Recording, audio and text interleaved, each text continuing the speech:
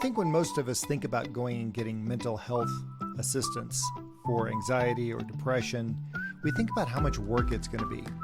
But what if there was a different way of approaching this?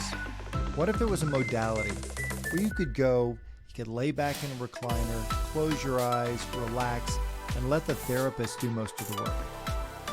That's our topic today on The Unscripted Mind.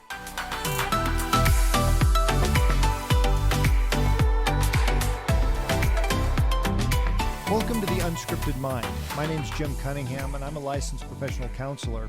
And our goal here is to give you fresh perspectives, practical insights, and tools you can use to give you more choices, increase your awareness, and have better control of your feelings, reactions, and behaviors. You know, when people think of therapy and psychotherapy, a lot of times the things that come to mind are the common types of therapy you hear most: cognitive behavior therapy, CBT, dialectic behavior therapy, EMDR, eye movement desensitization and reprocessing therapy, solution-focused therapy, and others. But today we're going to focus on something different, something that treats clients in a very different way, that requires something very different from the client. What if you could reprogram your mind to achieve your goals, to overcome fears, to break free from limiting beliefs, and do it while you're relaxed? Imagine unlocking the power of your subconscious to create lasting change. Our topic today is hypnotherapy, and our host is a friend of mine, a colleague, Phyllis McComb. She's going to guide us through the myths and realities of hypnotherapy. She's a licensed professional counselor with extensive experience in both school and private practice settings. She is a certified trauma-informed care practitioner and holds trainings with EMDR, EFT, which stands for Emotional Freedom Technique, and hypnotherapy. She's also pursuing her doctoral degree in psychology. So stick around. We're going to delve into how psychotherapy can be a powerful tool for personal transformation and how you can harness this tool to refine your path to success, all on this episode of The Unscripted Mind. All right. Are you excited? Great. Yeah, good to be here. Thank you for taking this. A lot of time to take out. You're welcome. I mostly want to focus on you doing hypnotherapy. Okay. You didn't start there. No. How'd you get into that? Kind of a roundabout way, but generally I sought it out for myself, and I had really great experience for myself with that. And I thought, I should get trained in this. And then the pandemic hit, and I needed something to do because we were all stuck at home, and I had time to study and really put in the hours. So it was over the pandemic that I learned and went to get the certification for it. Yeah. I did it because I liked it. Yeah. What was it that it helped you with? I went for anxiety. Originally, I had a lot on my plate, 3 kids. I was in school trying to work. And I think I have probably inherited anxiety. And so I just wanted to calm some of that down and some of the behaviors that were coming up with that. Yeah. And it did help with that. And it was pretty brief. I want to say I did maybe like 10 sessions and felt relief with that. So in the counseling world, that's kind of a big deal if you can have big results quickly. And I felt the same about EMDR. EMDR was pretty quick. You could see relief and benefit. So I just felt like, this would be a good thing to offer in conjunction with EMDR, and then just typical talk therapy kind of things. Yeah. Yeah. So I think that it's, when you think of hypnotherapy, right, you've gone through it, and when people don't use when people, there's nobody using like the trigger word that causes you to remove your shoes or something, right? No, that's stage hypnosis. And that is what, I almost wish it wasn't called hypnosis, to be honest, because I feel like people automatically go there. And I've had so many people say, well, are you going to make me like bark like a dog? Am I going to give you all my money, my inheritance? Am I going to sign that to you? I'm like, oh, no, you're not going to do that. So it's really, so what we're looking at, there's different brain waves and brain states that we're in. So gamma and beta waves are the waves that we're in right now. You're getting things done. Your executive functioning is high. It's the kind of what we are normally in our day-to-day. And then you go to alpha waves and then theta waves. And theta brain waves is where EMDR really can work well if you get there, but also hypnotherapy. So the theta waves is, I tell people it's like a twilight state. So you're not asleep, but you're not really awake. It's kind of like if you're laying on the couch dozing off with a TV show and someone says your name and you can come to. So it's really just a method of relaxing to that theta brainwave. Okay. Yeah. So I guess walk me through when somebody comes in to do a session, what does that look like? What are the steps? Because, it just sounds, for lack of a better word, kind of woo-woo to some people. Yeah. Yeah. Well, and its cousins are meditation, mindfulness, which we know are having a big movement right now. A lot of people doing that. Those also will get you to that same theta brainwave. Parts of yoga will do that too. So it's woo-woo in the sense that it's not traditionally done in therapy, but it's been around for centuries and has been practiced. Yeah. So if someone comes in, it looks like a typical therapy session. We're going to go through what's the presenting issue, how is it showing up for you, like your depression, anxiety, is it interfering with relationships or your work. And what we're looking for it's the same with EMDR, is those targeting like negative cognitions. So as people are talking, I'm trying to hear things like, it's always my fault, or I'm a terrible mother, or just kind of those statements that are underneath in their vernacular of how they would define themselves. And so when we do hypnotherapy, we get to that really relaxed theta brainwave state. And then we just reprogram. That might not be the best word either, but we just install or speak differently to ourselves. And over doing that time and time again, we can reprogram or start speaking to ourselves in a different way. Things like, I'm always trying my best. I am smart. Gosh darn it, people like me. We can those sort of things. But our subconscious mind is really what runs us. And so what we see and how we talk to people, if there's an iceberg, what's above the water, what we can see isn't really what is running our behavior and our emotions. Yeah. It's these thought processes. And so it goes to that.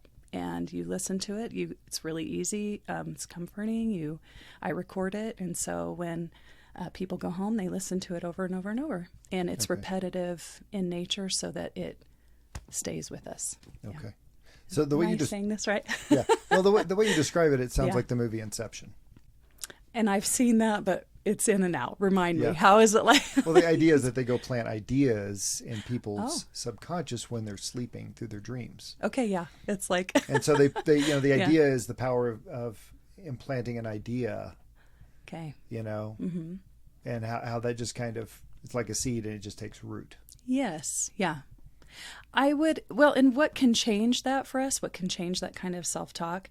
Really two ways. So we can have a big traumatic event. Let's say somebody has been driving their whole life and they have a terrible car accident. In that split second, all of a sudden their body, to protect themselves so they don't drive again, because the body doesn't know that driving we need to do. It just thinks don't ever do that again. So they might, in that split second, have things like, oh my gosh, I'm really not safe. I'm not a good driver. I can't drive at night anymore. Yeah. I'm not only not safe for me, but my kids were at risk, and in that split second, then they've just kind of reprogrammed how they think about driving. Or it can be messages that we get over and over and over for long term. So if you think of bullying in schools, how pervasive that can be in really harming someone, to hear you're ugly, you're stupid, whatever they're told over and over and over their whole life, particularly if it comes from someone in their family, a parent or a guardian, that's very damaging. And then it just has programmed that for them. Oh, I can't do school. I can't go to college. I'm dumb. I didn't make good grades. Yeah. Very similar to the negative cognitions in EMDR. Yes. Yep. And so, and they're very similar. And I actually sometimes will do both, kind of Franken session. Like we'll do EMDR, and then the positive installation part of EMDR, we might move into kind of hypnotic suggestion. And so, the word hypnosis, I don't know. I think it's triggering to people. It does sound really woo-woo. People are afraid that they're not going to be in control of themselves, but you are in control. No one can make you do something that you don't want to do. And really all we're asking you to do is to see things differently. So I don't have people walk or even really talk. There can be a little bit of that in hypnosis, but for the most part, I'm gathering what those negative cognitions are, and then I'll ask someone, what would you like to believe instead? What would you like to feel instead? Mm-hmm. And then put together scripts and things that we do for hypnosis. Scripts are really interesting, so sometimes I'm outright saying things like, and because you love yourself, you can trust yourself to make this decision. It'll be that straightforward. but there's a lot of use of metaphor. There are things to like confuse the mind so that it'll relax further. So there's techniques in it too. So if you hear a hypnotic script, they might start talking about airplanes or a farmer planting crops, you know, and you think, what does this have to do with anxiety? But it does. It's like when we watch a movie, even though the movie isn't about us, and it could be about track stars or space, you know, any of those things, there's an element of us that relates to that and applies it to our life. And so these hypnosis scripts will do that. Okay. So, yeah. It's So- really cool. I love it. It's really cool. So when somebody comes in, I mean, to just say, even to do EMDR, Yeah. it usually takes a couple of sessions to build some trust so that they can allow themselves to be kind of at least vulnerable with themselves. Yeah. So I'm assuming when somebody comes for hypnotherapy, you can't just Go slap right them in. Yeah. We have at least one session where we're Okay. just going to talk. But I have people who, and it really depends on the person, probably where are they at. You know, I don't typically jump right into those techniques if someone's in active crisis. There's an element of we have to settle someone down. There's kind of, I see therapy and interventions like, you know, someone coming in crisis, we're just stabilizing someone. And then there's that middle part of therapy where we're going to really deeply process what happens. And that's EMDR and hypnotherapy. The third part of therapy for me is like, okay, what did I learn? What did I learn about myself? How did it affect me? And how am I going to apply things differently? How will this experience change me? And that's kind of like that third phase. So if someone comes in and they're actively maybe in suicidal ideation or actively in a crisis situation at home, I don't typically just jump right into that. Sure. But I don't know. How do you do that? Well, I think it just takes some time, you Yeah. know, for them to be able to feel comfortable in the room Yeah. and be willing to tell you things. Yes. You know, and people Yeah. who come in who tend to be very anxious, for example, it can take months, Yes. you know, particularly if Yeah. they're younger or, but that's true of adults too. Yeah, absolutely. And I think there's an element too of like vulnerability when you're talking to somebody, but so I have a chair, you lay back, you know, so to be laying back, eyes closed and really be super relaxed, it does take an element of trust, and trauma can come into that. So if someone has high sexual trauma or maybe physical abuse, that's too vulnerable. So I very much make sure I'm like sitting in an okay place. Some people don't like me to be like right in front of them. They don't want me to watch them sleeping or whatever. So I'll sit behind them. So I try to move where people are most comfortable because it is pretty vulnerable, and people are like, oh my gosh, I'm gonna snore. I snore. I know I'm gonna snore. I'm like, you wouldn't be the first. It's okay. You're all right. Snore away. That actually is a good sign because I know they're super comfortable. Right. So I try to pay really close attention to what the presenting issue is, and is my physical presence going to trigger any part of someone being uncomfortable? Yeah. So we just talk a lot about that. That's kind of the first session, and I'll have them sit in the chair, and I'm this far away. Can you hear me? And I'll get closer. But I do want to be close enough. There are signs and things that somebody really is in a hypnotic state, like their jaw. It's hard to explain, but like their cheeks it's like the jaw really relaxes and the teeth aren't touching. And so the jaw and the cheeks kind of thin out a little bit. I don't know. And you can tell by breathing. Yeah. By breathing. And eyes, like I feel like the muscles around the eyes really relax when somebody's in that state. Yeah. But so I like to, have eyes on people. But Sure. Sometimes they don't like that. Yeah. Do you ever do this via video? I have done that. I don't like it as much because I feel like I feel about telehealth in general about like just I think it always works better in person for me. There's an element of just closeness in a session, but I can do that, and I have done that. Yeah. I just But like going back to your point too about just kind of being able to see them, how they're breathing, how their face is relaxing, making sure they stay on their window of tolerance, which I assume is another similarity with EMDR. Yes, yeah, we do that. And so the window of tolerance is a place of emotionability, I guess is that a word, that somebody can work in. So I never want someone to be a 9, 10 or so heightened that they're like, I'm coming out of my skin. I can't even talk about this. And we don't really want you to be at a 0, 1, maybe even a 2 because you're feeling pretty good about it. There's nothing to process. Yeah. So it's that same. We want to be in a working window. And it looks very similar to EMDR if somebody gets, and it happens more with EMDR that people shoot up and really get triggered. With hypnosis, it doesn't, because they're already in such a relaxed, calm state. And I'm not actively talking about something they're going through. Okay. We're talking, like I said, about airplanes and noticing your body and relaxing your lungs and like all this kind of stuff. So, but if somebody gets really triggered, it looks very much the same as EMDR. Do you like to breathe? Maybe some visualization, turn on spa music. And it really, I've been doing, I do some work with hypnotherapy and guided visualization through ketamine infusions.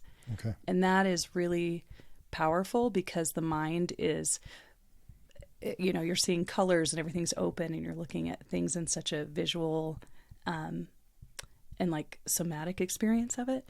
And so I try to have the room, like what are they seeing, hearing, feeling, touching? We have oils going, scents, and the guided imagery or the hypnosis is really vivid. Mm-hmm. And the feedback I get is like, imagine a gold color times 10. So we can, really use that to our advantage of, I guess, just really getting in there, doing some good work. So that's been really fascinating to do. Yeah. Out there. So let me ask you, just kind of backing up a little bit, what types of symptoms and problems does it seem to work best for? I have really think it works for everything. And I've used it for, of course, anxiety and depression, binge eating, how to communicate better, just general self-esteem, how you feel about yourself as a parent. It really, if you're having any negative thoughts about yourself or the world you're in, hypnosis can work on that. Yeah. But, and you would say that's probably 99% of the problems. It's not the things that happen to people, it's the meaning they make from it. Yes, the story we tell ourselves about what that means if we have had these hard things happen in our life, health problems or family problems or, anything that can come up. Mm-hmm. Hard thing for some people to hear is that really the problem is just kind of the way you think about it. It's you. It's you. It's all right here. Problem's just you. It's the good news. And it's me too. I do it too. So it's the good news and bad news. Yeah, it's all within you. It's your fault, but you can also fix it. Yes. Yeah. And I think, in just that human moment, like I went to try this out because I was struggling with something, and I share that just a bit about myself. And people are always like, well, you're a therapist, you should have it figured out, but that's not how that works either. Right. And so I just really like to try things, anything that I'm trying to work with people on or use that as a technique I've tried out myself. So I know what it feels like to lay back. And I've gone to actually 2 therapists that do hypnotherapy. I like to kind of see the different techniques, and I've learned a lot from both of that. Yep. For sure. Yeah. So how long does a session last? It's the same. Well, we can do like intensives where you go 1.5 to 2 hours. But typically it's just a regular 50-minute session. Mm-hmm. Okay. Do you kind of feel like you kind of have to jump right into it to get through it? Or is it, what portion of the session is actual hypnosis? Well, so I try to, if someone comes in, let's say anxiety, because it's easy, right? Anxiety is kind of, I tell people it's like the genes of the mental health world, because it just goes with everything. Like, you're getting divorced, there's anxiety. Your kids are teenagers, you have anxiety, So anxiety we do a lot on. So if somebody comes in and let's say they're having anxiety over finances, had to change a job and aren't making as much money, I might say, let's try this 4 to 6 times. And see how we can do. So there's different parts. We're going to break that down. This first session, it might just be the anxiety over losing my job, feeling bad about myself. The next one might be anxiety about being able to fulfill the needs that I have in my home, feeding my family, paying my bills, and so we're going to break that down. Every session, it's not going to just be general anxiety. We're going to look at like, what specifically are you worried about for this session, and then we'll move on to others. So because of that, some sessions are like a 15-minute recording and some are 30. Okay. It just depends. Sometimes I'll do a recording where people can listen to it and drift off to sleep, and then some of the shorter ones at the very end, I'll wake them up. And so then someone has a kind of a library of what they can use. Like if they think, I'm going to take a little nap, I'm just going to listen to this over noon. I don't want them to fall asleep for an hour. Sure. So I like to give people lots of different things and lots of different varieties to use. Yeah. Mm-hmm. Okay. So what percentage of the time, I know EMDR works great for a lot of people, but not everybody. Yeah. What percentage of people come in there and they just can't quite? I don't know if I have a percentage. Most people do well with it, but I have some people who it makes them feel dizzy, especially with ketamine. If we try to put those together, something about the visualization and something I'm asking them to do, or they're just like, oh, I don't know if it's working, or it's hard for me to really relax, because you do have to be in that theta brainwave for that to really kind of take hold. So if someone's laying there, stiff, and they can't relax, they might get a good recording out of it, but I don't know how useful that session has been. But most people, especially the more I tell people, it's like exercise and practice. The more you do it, the better you'll get at it. And so it's important to, no matter who you're using, maybe someone's same voice, and I use the same background music. I try to have everything leading up to hypnosis be very the same. It's like before bed. I brush my teeth, I wash my face, I put on my jammies, and my body's like, night, night. So with this, it's my voice, it's this chair, it's this sound, it's this smell. And then when I hear that, I can just more gently go into hypnosis. So it's practice. If somebody doesn't do it right the first time, we can keep trying.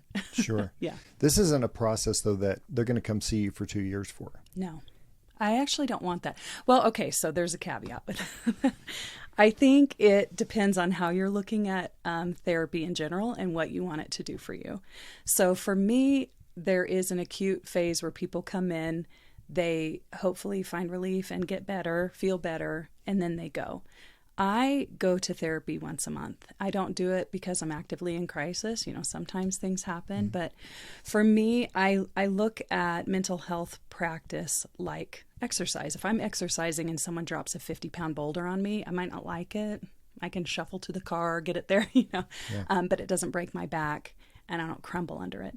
Yeah. So for me, I look at all of these things for myself. Once I've gotten through acute phases and the need that I went for, then I'm using it for like exercise, so that when life hands me a difficult situation, as it has before, and I know that it will again, I don't crumble under it. I know how to get through it. I know what my resources are. So I think it just depends on how the person I'm with views therapy as well. Right. Some people just want to come, I want to come for 3 months and feel better. And some people are like, no, I need to work through this, but then I am looking for something that I can do regularly or long term. Sure. I don't know. What are your thoughts on that? What do you? Well, I think you said everybody's a little bit different. Ideally, I think once people have tools, I think there's a period of time where they have to learn to trust the tools. And so they're not quite ready to let go of the therapeutic whoopee. Yes. It's like it's a safe place. I don't want to get rid of that. That's a good word. Yeah. No, that's good. And so it takes a little bit of time to start trusting the tools. And as you know, it's like weekly, bi-weekly, monthly. Maybe I see every once in a while when something flares up, but yeah. Well, and certainly we taper down. So if someone's coming every week for something, that does not last forever. Hopefully we're getting people to like monthly, or even I have people who do quarterly like check-ins and kind of see how they're doing. Or I have people who come and then a year and a half later, they'll reach back out and say, hey, this thing happened. I need to come in for that. So it's ongoing in the sense that they know it's there and they use it, but they're maybe not coming in regularly. I just try to, with what we do, we hear so many hard things, and I have a lot going on in my life as well. So I like a monthly, like, oh yeah, I know I'm going to go and work that out, and I'll save that for later. Sure. Yeah. Okay. The tools that they can take with them, I think of like self-hypnosis. Is this training people to use that on their own?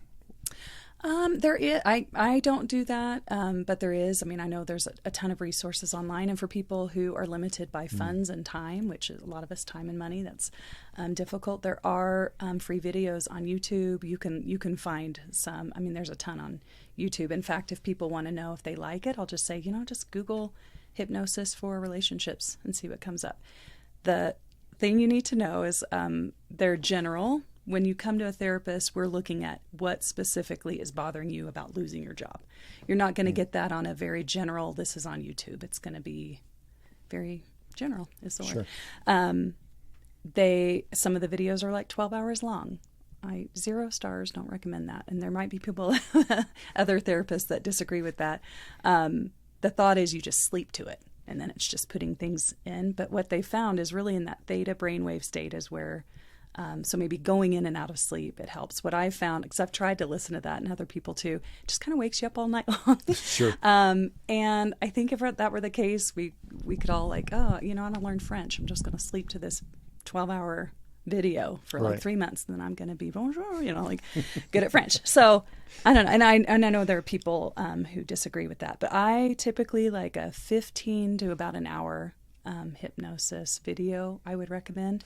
They also, when they're finished, a new one will start and you'll get like a Geico ad. And that kind of brings you out of a sure jolts you. Yeah. So there are some caveats, but if people want to try that, just try it and see if you like it. And the biggest thing is someone in person. It's someone that you trust, but then also a voice that you find soothing. And there are things that the therapist will do with their voice. We slow it down. We usually take it down an octave or two. And so you don't want someone, with a real bad Jersey accent or something. Sure. No offense to anybody from Jersey. But yeah, so I don't know. Yeah. Can you lower your voice 2 octaves? Or is it one of those I don't know voice if modulators? octave. I don't know if I meant maybe notes. I don't know. Yeah. I'm not a music person.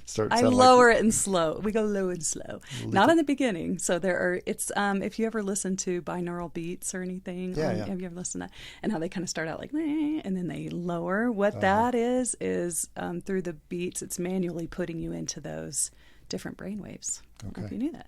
So you kind of mimic that with your voice a little bit. You want it to go low and slow. So this is really about timing in a lot of ways. And there's a period of time, it sounds like, where by the time I lay down, before I go to sleep, there's a window of opportunity. Yes. And that's what you want to capitalize on. Yeah. That's a window of opportunity. I'm going to start saying that. Yes. Yeah. That's really it. And it's the same, like all of these practices in our culture, there's different parts of our brain that need like rest and need exercise. So in American culture, we're really good at like, we get up, we're going to get early bird, going to get that worm, and we're going to work out, we're going to go meet our goals and do all the things. Okay. Run. Yeah. And then there's sleep. And sleep is super, super important. And there's all the phases of sleep and what is restorative to us in mind and body in that. And then there's this middle part, I believe between that, it's kind of like being bored, or like when you're driving somewhere, you're like, oh, how did I get here? Almost dissociative. Yes. Yeah. Like a flow state. If you're running or doing a hobby that you love, we have gotten rid of that with phones and with all the things that occupy and keep our brain go. So someone who is very anxious and very high energy or just has that lifestyle that the minute they wake up till they go to bed, I think they see the biggest difference with meditation, hypnosis, yoga, because we're forcing them to access that part of their brain. And you think of like kids who are developing brains, they just never get into that. I mean, how often were you bored as a kid, Jim? Like every car trip. Sure. You're counting cows. That's right. It was really good for you. Stripes on the road, just whatever. Yeah, and we don't do that anymore. We don't, or not generally everybody, but so it's on purpose taking time to have your brain in that kind of state. It's good. What percentage of symptoms or diagnoses, problems, however you want to say it, what do you tend to see? Well, I think most of my caseload is women, so I think I see mostly women for women's issues. I certainly see men. I have private practice, and then I also have paired up with the psychiatrist's office that does the ketamine. That population, I see a lot of veterans, and so a lot of people coming in with military trauma. So I would say kind of like women's issues, military trauma, a lot of anxiety, and a lot of anxiety of the unsurety of the world and what's going to happen with our political climate. And, housing has doubled and groceries doubled. And so a lot of people worrying just about life and how to get through it and how to help their kids get through it. Okay. Yeah. What did you use for anxiety before you got into hypnotherapy? What works that you've noticed? Okay. In terms of how you couch it, phrase it, discuss it.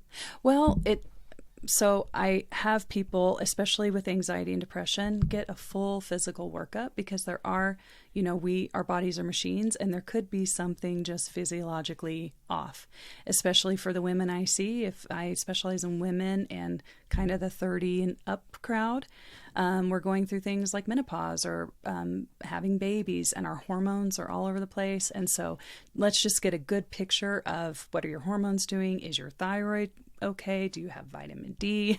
All of those things. Eliminate the basics. Eliminate the basics. I don't go right to mental health medication, and really that's not my scope. What we don't prescribe, Right. and that is with someone and their doctor. Although I do support that, and I think the research shows that medication and therapy is the gold standard, right, of care. So I support that, but let's just kind of see what's going on. And then a lot of things that just calm the body. Anxiety's funny because you can get the racing thoughts and they can just loop and play all day long. So it is a very active brain state and, talking to self, but your body is reacting to that. So I think I've seen for myself, and people have a lot of luck or help by just doing things like calm the body. And there are strategies, of course, deep breathing, taking a nap, holding ice cubes. If someone's in a panic state and all of their blood rushes to their organs that's protecting, then we need to do things that get the blood throughout the whole body again. So just weighted blankets. I mean, all of those things really do help. Yeah. And do as many as you need. Breathe under a blanket. That's good. Yeah.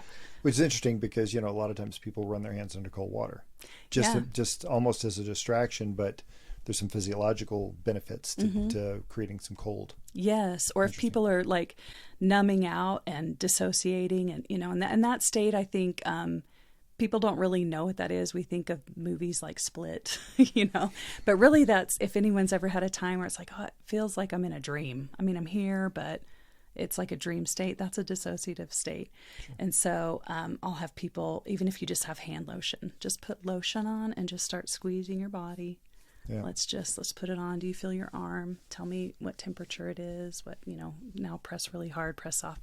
And we're just trying to get their body to orient again to the present. Sure. So. How often how do you recognize if somebody's going through the hypnotherapy that they're not present anymore? Well, kind of the nature of it, they're not. Sure. A little bit, it looks different because it's maybe opposite of something else because they're not going into that relaxed state. They're too anxious. They're stiff. They're coughing. They might look at me, we're still doing this. But so it looks a bit different, if that makes sense. So like, once they're relaxed, we're good. So it's getting someone to feel comfortable enough, and there's phases of hypnotherapy. The first one is we're just going to relax. You start relaxing. The second phase is what we call a deepener, and that's where we start changing vocal tone and everything to kind of get to that theta stage. Then we're in like, what's the meat? What are we working on? We're going to do that, all of those cognitive changes, and then bringing someone out of it. And so those first two stages are kind of the most important in a way because everybody, the timing is dependent on everybody. Right. So that's why I'm kind of looking for like, are they relaxing? Are they in that place? Someone might need a deepener that's like 30 seconds and I might be like, okay, 4 minutes, Sure. We're doing it. So it's one of the benefits I think of just really doing it in person. Online, it's harder to tell. Right. If that's happening for someone. Yeah. The trick, I assume it sounds similar to EMDR, is that you kind of have to be watching the clock and how much time we've got left so that we've got time to get stable, come out of all of that, and get ready to send you out the door. Yes. And I think, like with therapy, one of the most therapeutic things is to sit with someone who doesn't really know my life, who has positive regard for me, that can hear this thing that I'm going through from my perspective and not judge it and help me look at it and gain perspective from my point of view. Okay. With hypnotherapy, especially if someone's really anxious or is just running on cortisol, even if we don't really get to a lot of the meat, even if it really is just, it took 20 minutes for someone to really, really like calm down, that was beneficial. I have a lot of people who just like, I haven't been that relaxed years, and that's hard to hear because we're just so we push ourselves, and then we throw monster drinks on top of it. And then and then we've got to run a marathon. And then, and so just our nervous systems are so wired, I think. A lot of cortisol. A lot of cortisol. Yeah. Yeah. Yeah. So, the idea that all the people have all this cortisol, and then is there anything they can do on a daily basis just for themselves to help reduce that in your experience, whether that's through self-hypnosis or self-care kind of things? For me personally, and just what I've seen, social media is a huge thing, or just being on your phone in general. And I don't know whether phones are addictive or not. People argue about that, but I definitely know that people use that as like, oh, I'm bored, I'm on it. I'm upset, I'm on it. I'm ignoring someone, I'm on it. So we're using it as like this coping strategy, but then you get into this world where you're seeing the perfect parts of people all the time, and so it's not reality, and it's little snippets of information that are also rewiring our brain for these quick things. So I don't know that you have to get rid of it altogether, but certainly monitor it and do less. I got rid of all social media. I'm not on it anymore. I feel a lot better. I have no idea what's happening to Carol, who's on her boat in south of France. I have no idea. Yeah. And then because I don't have that, then I've had to return to some of the things that I was doing in my time anyway. It was very easy for me to get on my phone and an hour and a half later be like, whoa, I need to get dinner going. So now there are other things that I'm doing with my time that feel more beneficial. Not everybody wants to give that up or will be mad that I said that, and maybe that's not for them. I think taking time to exercise, we know, like studies have shown, it can be as beneficial as mental health medication. So exercise and try your best to do it outside, at least 30 minutes a day. Get sun, early morning sun in your eyeballs. Get that. Yeah, because you're fighting this dopamine kind of yeah. response. And again, dopamine, that Dorito is going to give you a little dopamine, but dopamine isn't satisfied with a Dorito. Right. It wants the whole bag. That's right. It's the whole bag. So, yeah. So in a lot of ways, this is an addictive kind of problem. And I do think that, we were talking about Jonathan Haidt and a lot of his research, and how a lot of people now, with studies and stuff, they found that most people would be willing to pay to get rid of TikTok if they could. Mm-hmm. Yeah. But they can't, because then they've culled themselves from the herd, and they're left out. Really interesting how that's happened, right? We've created these pockets of belonging and groupages. Mm-hmm. I'm making up all kinds of words today, but groups that if we pull out, we're worried about. And then you throw in like families, like a lot of people are in touch with distant cousins and things, which I think is wonderful. But then you have to look, okay, there's like a tipping point where now I'm on this all the time. And I think a good marker is if you're doing it too much, is like, what are your emotions when you're doing it? Are you getting like going through political scroll and like getting really upset? That's not smart, Sure. So I we've got to be stewards of that as technology comes out and continues. We need to look at the impact it's having on us and our bodies and minds. So the more research doesn't seem to indicate good things. No. And maybe a little bit, like technology has been amazing in all of the advances we've had, but then I don't know, it's probably like everything. It's both good and bad. It's like a rubber band. The more information we get, the more we can also harm ourselves with it. But yeah.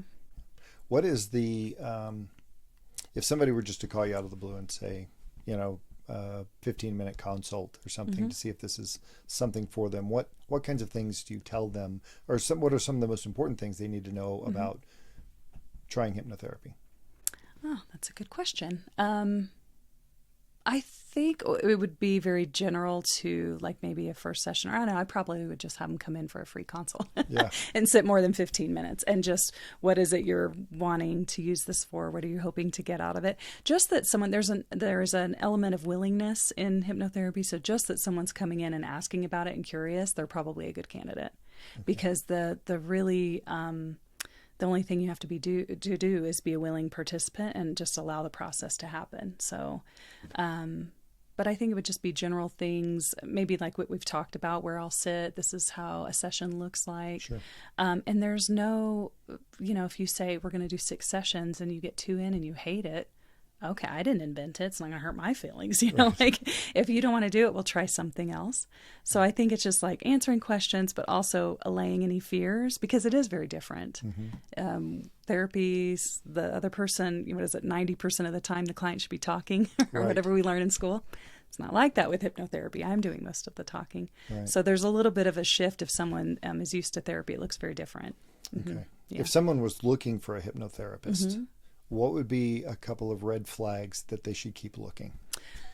I mean, there are some very good hypnotherapists that I don't know have master's degrees in counseling and all of that. So I don't want to discount that because, experience does help with that. You're looking for their qualifications.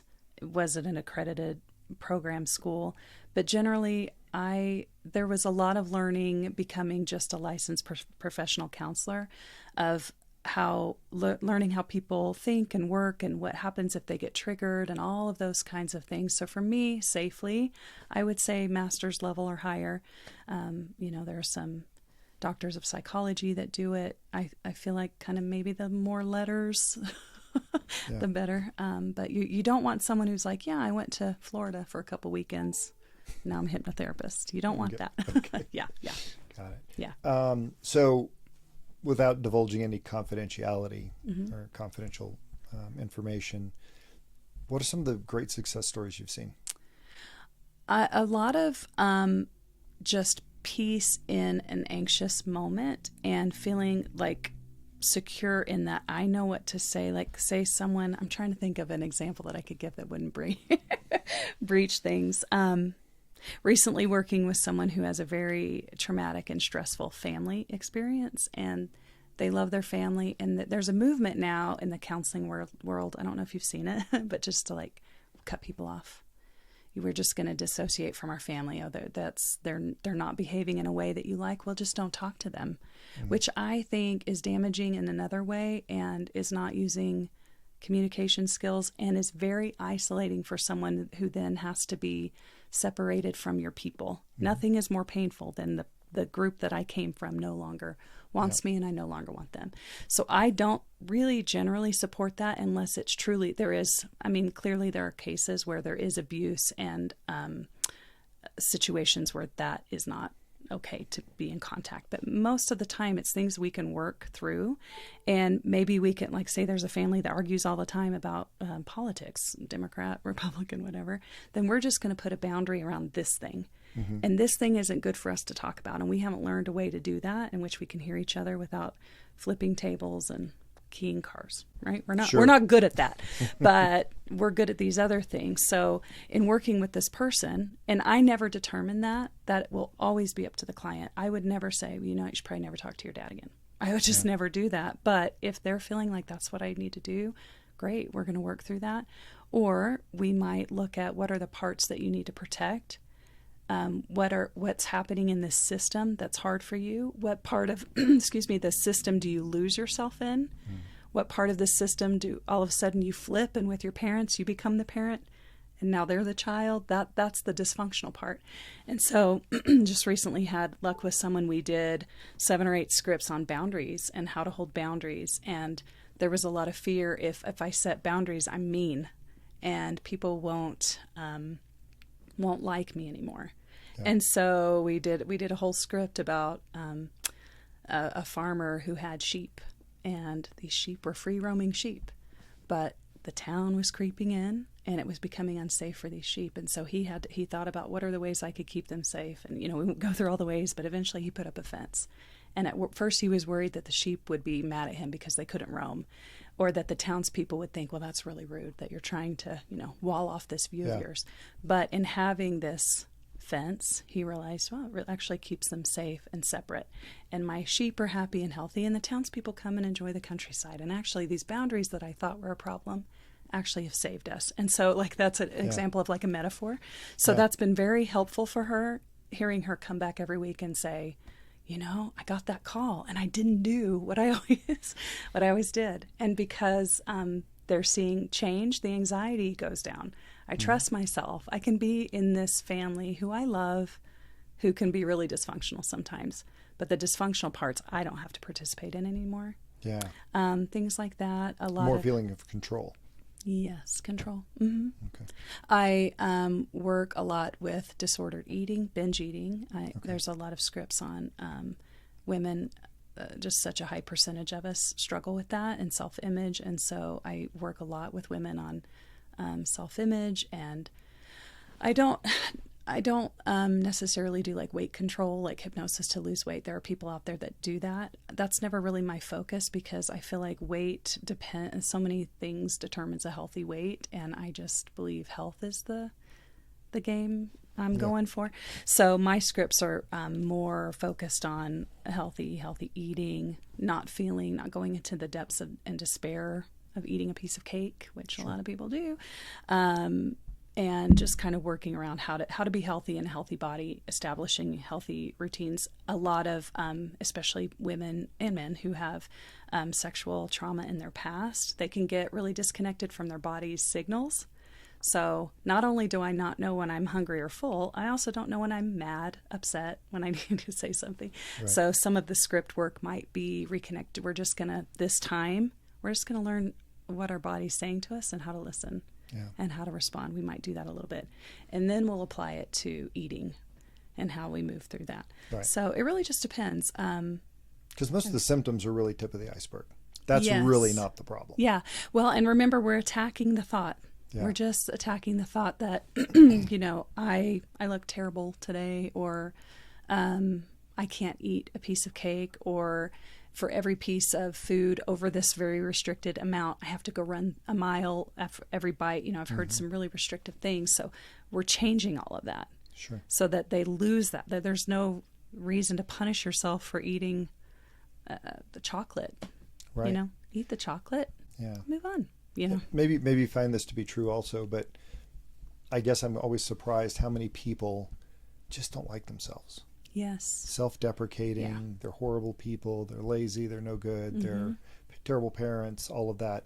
Do you find that you have to address each of those separately? Is it kind of like a whack-a-mole process of? Yeah, we can. Okay, now you're a good parent, but and I guess as you address one, there's probably second and third order benefits that bleed over into other negative beliefs. I think like an EMDR that will come up too. That you've got this targeting negative cognition, and then it just fractures, and I'm writing down, we can go here, we can go here, we can go. Yeah. It can be that. Or, I'm a rock star at business, and I turned $10 into $1 million in a year. I've got that nailed down, but I can't connect with my kid at all. Yeah. My upbringing or whatever, so a lot of, it's interesting, just the process of self-discovery for people that they don't even know that those thoughts exist in them. Like if someone says something, I'll maybe say something like, okay, slow that down. What did you say? And they'll repeat it.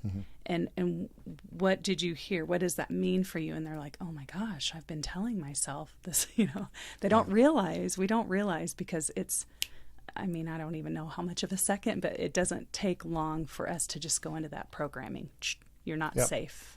Yeah. It's the script. When it gets triggered, the old script runs, and somebody once said, you practice something for 20 years, you get really good at it. Yeah. Yes. And you're trying to undo a lot of self-conditioning. Yes. Muscle memory, except with the brain. With the brain. And so this is why meditation, mindfulness, hypnosis, all of those is so important, because it is a brain exercise. It's getting us we're exercising our brain whether we know it or not. Sure. But are we using good form? Or are we being intentional? Or are we just letting the monkeys run the zoo? Right. I love monkeys. They're the funny ones. Everybody goes to the zoo for the monkeys. We don't want them running things. Right? We don't want them running things. We want them running things. Yeah. I've had a lot of success too, like to use it like maybe with not couples, like I'm not doing this in couples therapy, but if somebody comes in, my husband's never helping me around the house. I'm doing everything alone. Sure. Anything big with the kids, it's on me. He just gets to go to work and come home. All of those in a lot of women are pretty embedded, but they're not true. Yeah. They're not true. And so having success in easing parts of relationships that are difficult. So now we're going to ease, and we're going to kind of work on that rigid thought you have about your spouse. And then we're going to create ways in which we can communicate with them and more able get what we need. That's actual reality of what they're doing. So some CBT thrown in there too, some cognitive distortions and challenging those irrational thoughts. Yeah, black and white thinking a lot comes in. Yep, absolutely. Okay. Sure. So a lot of it is, and I guess another way of saying that is just helping them become more mentally flexible. Yes. That's a great way to say that, Jim. Thank you. Yeah. Well, I tried it once. Did you? It once. Okay. Yeah, I'm like, okay, I had a friend and they're like, hey, if you want to come try it. So it was the big recliner and you lay back. It's very comfortable and it's not what you think it is. Right. Yeah. Right. It's not this weird state. It's just, you just feel relaxed. Yeah. And, takes a few minutes not to feel weird. Yeah. But yeah, it's, again, I guess that's my big takeaway is that it's not what I thought it was. Okay. Now I haven't seen it actually work. Okay. Yeah. But it makes a little more sense when you go into a room and you can demystify it a little bit. Yes. Yeah. And I mean, a couple things in that too. I think like someone who, we live in a therapeutic world, you and I. So we're talking to people. What did that mean for you? We're analyzing. We do it for ourselves. We're very open to emotions and all their expressions.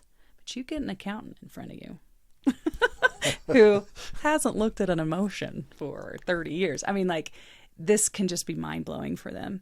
So some of it is like... So they're not going to find that on Excel? They're not going to find that on Excel. And I know that there are some very emotionally open accountants. I know this. But I forget sometimes that this world that I live in of like feelings and what does that mean and what are the, all of that's going on. Your average person doesn't walk that road. So they might be feeling that a little bit differently. And then to look at it again like exercise. You're not going to run for 10 minutes for 2 days and go do that marathon and live through it. Sure. Or maybe you can. Yeah. But it's every day. So, when you're exercising regularly after 3, 4, 5 months, you're like, I feel pretty good. Mm-hmm. It's the same with these kind of mindfulness and your these practices. I'm going to call it a practice because we should do it. So how it looks for me and what I'll tell people is, let's hit this pretty hard for like 1 to 2 months. And I want you to listen to the script every day. You're coming in weekly. We're making these recordings for you. I want you to listen to them every day. And then depending on how you feel, you might go into kind of a maintenance phase. So I do this probably twice a week. Before bed, I'll listen to something, or I love to do it when I'm taking naps because I don't want to sleep. Doing like a 20-minute power nap while I'm getting like, you're the best. Like, it's great. Okay. So you can't just do it once, Jim. You've got to do it over and over. Sure. Well, do you find though that, and same with the MDR, a lot of the results are very subtle? Yes, they are. They're very subtle. And people will say, how do I know when I feel better? Well, probably when you notice the reaction you've always had, if maybe it's a little bit different. Mm-hmm. I had someone who was very upset at their spouse. Their spouse did something really big and really hurt them. And there was a lot of anxiety and I can't trust this person. And so if they say they're going to be home at 5 and it's 5:30 and 5:45 and my mind is making up all kinds of stuff of where they are and what's going on, and they come through the door, maybe they were just in traffic and I'm chopping onions. We're already in a fight. Yeah. And he hasn't even been through the front door. So I had someone where that was kind of what was going on. And they came in one day and they're like, it's working, and this has been like months. And I was like, okay, tell me. Well, I was making dinner and I thought I was expecting them at 5.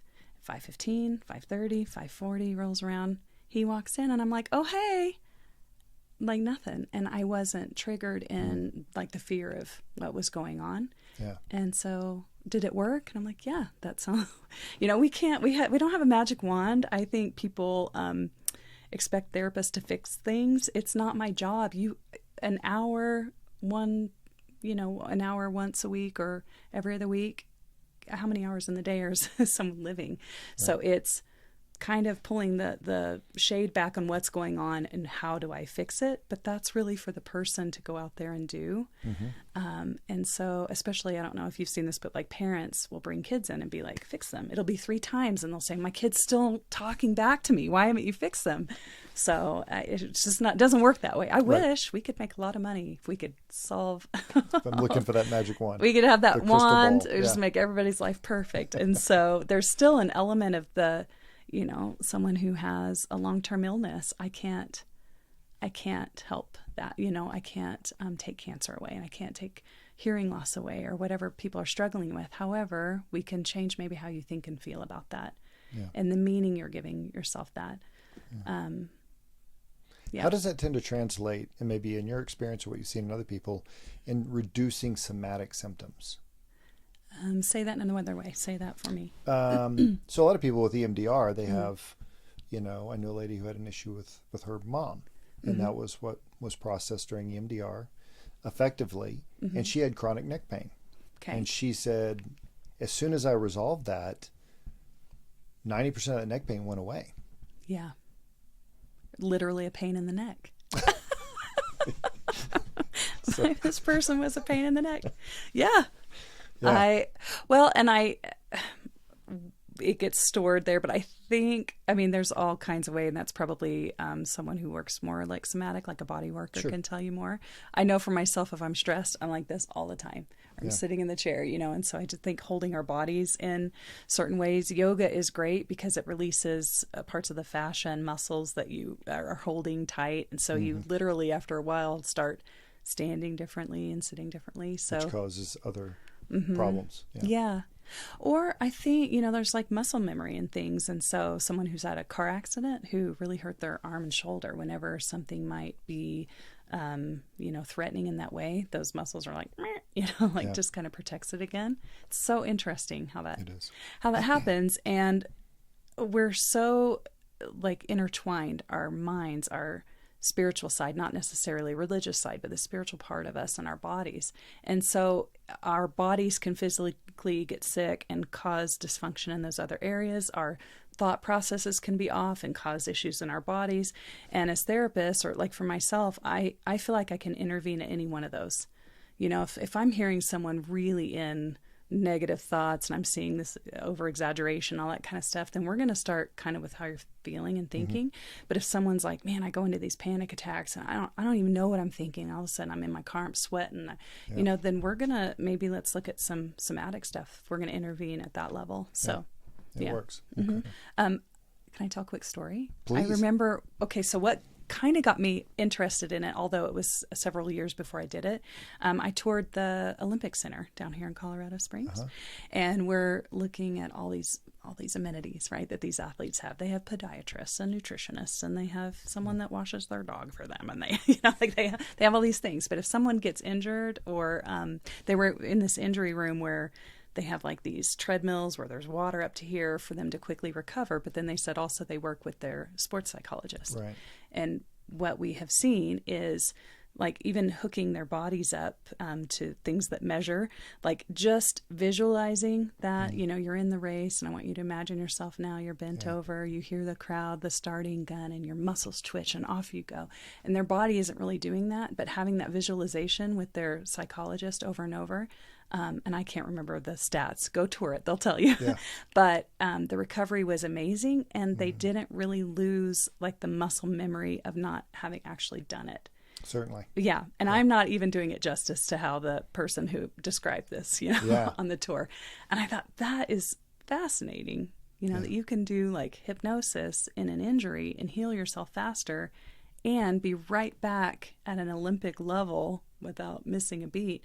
So I kind of thought, that'd be really cool. And kind of hearing about it with therapy, and then the pandemic happened. I was like, it's time for me to do that and try it for myself. That's when I went and try it for myself. So and you've noticed great results. Yes, yeah. There's different things. There's a book I love, and it's by James Doty, I believe is his name, but it's called Into the Magic Shop. I also read that kind of about the same time. And the premise is he had a kid with a lot of upheaval and trauma, and this lady came into his life and basically taught him how to relax and meditate and visualize what he wanted out of his life but he didn't know that that's what it was. So she was teaching them him the same steps of like, relaxing your body, and then what's called opening the heart and pouring out love into the universe, and then visualizing what you want for your life. So he would visualize himself in Porsches and being a surgeon, and and he did all that. Okay. And he did all that. And so I think what we can see we're walking towards, if we don't have anything, for us like that, how do we move forward? So if we really don't feel that we're ever going to get out of this rut in this job, and we're ever going to be happy, we're never going to have a fulfilling relationship, then guess what? You probably won't. Yeah. You're probably not. Whether Because you you believe, can't see it. Whether you believe you can or you can't, you're probably right. You're probably right.